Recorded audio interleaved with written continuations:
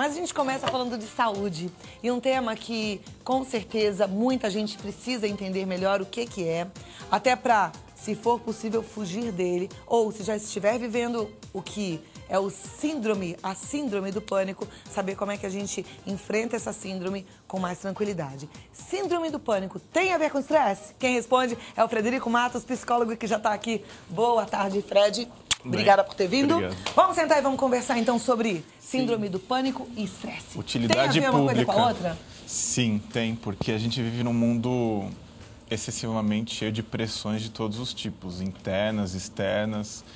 E a síndrome do pânico, eu entendo pela experiência clínica que acaba sendo uma reação a isso. Ninguém nasce com uma predisposição genética para a síndrome do pânico.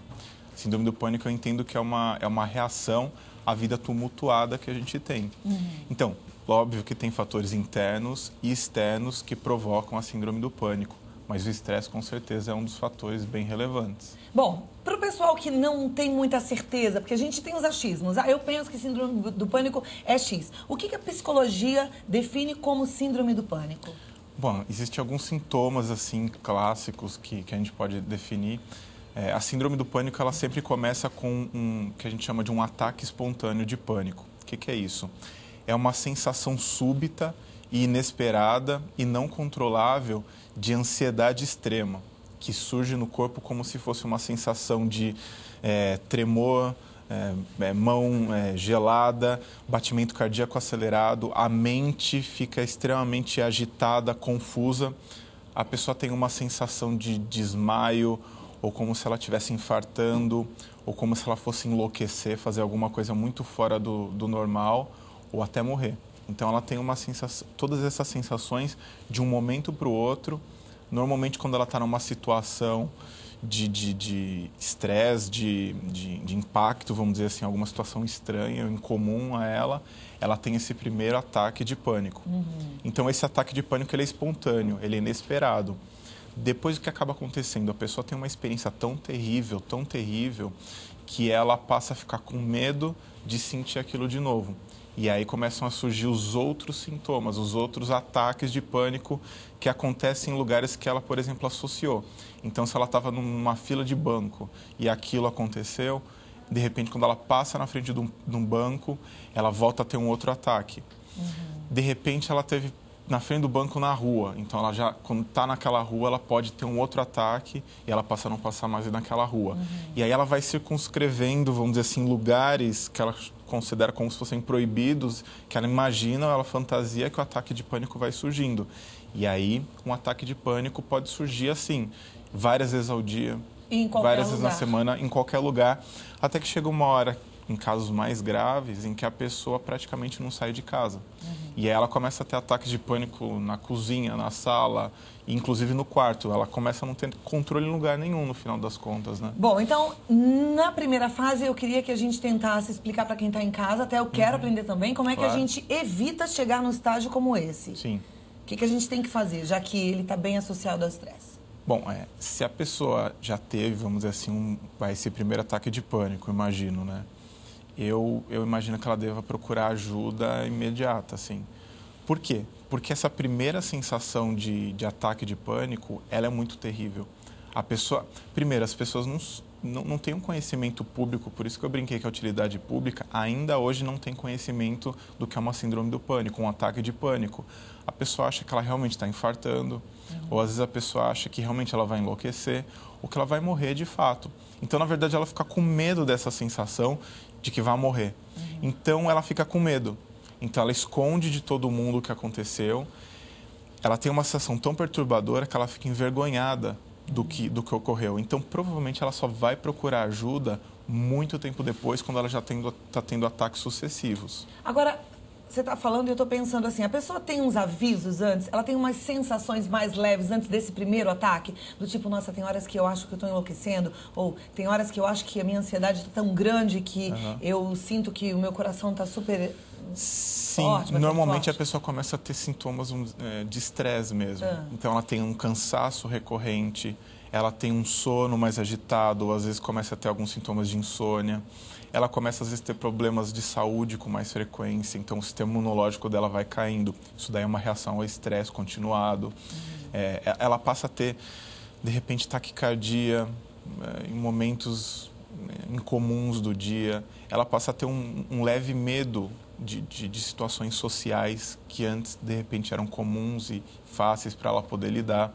Então, a gente vai tendo alguns indicativos. Então, antes do primeiro ataque, se a pessoa está sentindo esses sintomas que são mais leves, ela já pode procurar ajuda, para não ter o primeiro. Nesse sentido, sim. É óbvio que a gente nunca vai poder afirmar que uma pessoa vai ter um ataque de pânico por conta desses sintomas. Às vezes, ela pode ter um quadro de estresse a vida inteira.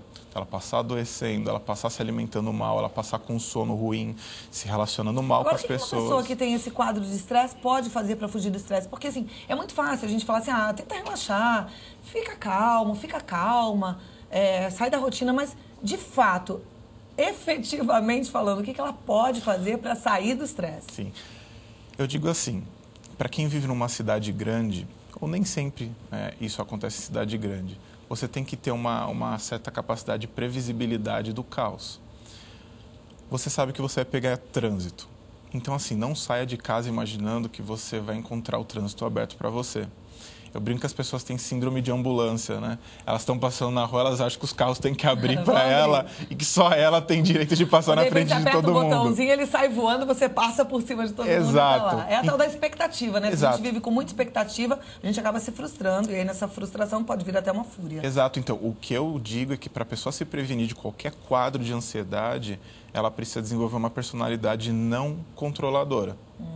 Então, assim, relaxa, tal, essas são falas comuns. Mas o que eu entendo você precisa começar a desenvolver uma relação com o mundo em que você proporcione liberdade para as pessoas e para as situações. Eu posso querer que você haja de um determinado jeito, mas você não está sob meu controle.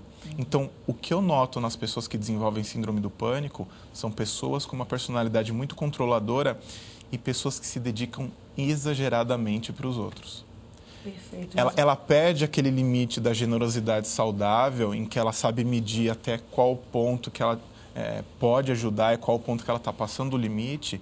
Mas eu noto que as pessoas que desenvolvem pânico normalmente são pessoas com a personalidade muito dominadora, controladora, mas às vezes mascaradas de pessoas generosas, prestativas. Então, ela vai além do limite. Ela ajuda mais do que... Mas tem uma relação muito grande, né? Entre a pessoa que não tem limite com a pessoa que é controladora. Normalmente, ela não tem limite porque ela é controladora, é uma forma de manipular a situação e as pessoas. Exatamente. Então, exercitar um espírito livre, quer dizer, nos relacionamentos, no relacionamento amoroso. Então, assim, ela não tem controle da cabeça, do sentimento da outra pessoa.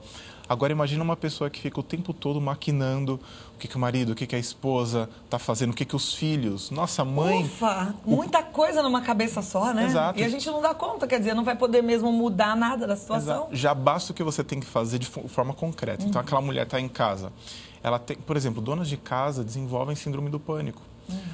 Ela tá o tempo todo gerenciando o marido, os filhos, ela quer controlar cada movimento, ela quer deixar tudo organizado, a agendinha, o almoço, tudo de uma forma tão obsessiva que ela acaba esquecendo que ela precisa se cuidar. Então, coisas como lazer, um passeio, uma quebra de rotina, sim, é fundamental, porque a pessoa precisa remodelar a paisagem psicológica dela de tempos em tempos, descansar com mais frequência, ter um sono adequado, isso é fundamental. Então, são todos hábitos de vida anteriores que você pode desenvolver para evitar qualquer quadro de ansiedade, seja o estresse ou seja a síndrome do pânico. Perfeito. Agora, síndrome do pânico instalada, qual é o caminho? Eu sempre recomendo uma ajuda, assim, tanto médica, psiquiátrica, como uma ajuda psicológica. É bom a junção desses dois profissionais. A associação, porque normalmente tem muito preconceito em relação ao psiquiatra, principalmente. Hoje é o psicólogo menos. Mas, às vezes, por exemplo, alguns casos, acupuntura, homeopatia também tem às vezes, uma ação positiva. Existem outros tratamentos alternativos, mas só um médico, de fato, ele vai poder diagnosticar os sintomas e descartar qualquer hipótese de problemas cardíacos, às vezes a pessoa pode ter. Então, fala, eu tenho síndrome do pânico, eu vou tratar de outro jeito. Às vezes ela pode ter realmente um quadro orgânico. mas normalmente é melhor passar pelo médico especialista. Passar pelo psiquiatra, que é médico, que fez medicina, que pode te dar um panorama geral da situação e te encaminhar para os profissionais adequados. A gente não pode ter preconceito. O preconceito que a gente tem que ter é com a falta de saúde. É olhar e falar assim, não tô legal. Isso aí você tem que realmente olhar sem bons olhos, sem passar a mão na tua própria cabeça e falar assim, vou procurar um bom profissional. Porque a síndrome do pânico, quando ela se instala, ela tem um efeito físico na pessoa. Então, não adianta só você ficar mentalmente... Tem vários casos que eu já atendi que eu consegui ajudar a pessoa a driblar a síndrome do pânico sem uso da medicação. Isso é possível, não estou dizendo que não seja possível. Mas eu sempre recomendo para procurar um profissional, mesmo que ele passe uma medicação mais tranquila, que não tenha tanto efeito colateral, acho que vale a pena pelo menos a abordagem médica nessa hora. Bacana. E você que de repente é familiar de alguém que está vivendo a síndrome do pânico, encare mesmo como uma doença, respeite, ajude, né? Compartilhe aí um pouco do que você aprendeu aqui no nosso programa. Conversei com o Dr. Frederico Matos, que é psicólogo. Ele tem um blog, um site que eu acho maravilhoso. Quero que você entre lá porque você vai aprender muito. Você tem escrito textos lindíssimos. Parabéns, viu? Obrigado. E eu aprendo muito com tudo aquilo que você escreve. Quero que você também vá lá. Não é www, direto, sobreavida.com. Sobreavida, tudo juntinho.com. Telefone de contato 0 operadora 11 3813 7937, 3813-7937. Se quiser falar com Frederico Matos, FASOM, Fasson, com M no final, @yahoo.com.br. Foi um prazer recebê-lo mais uma vez. Até a próxima.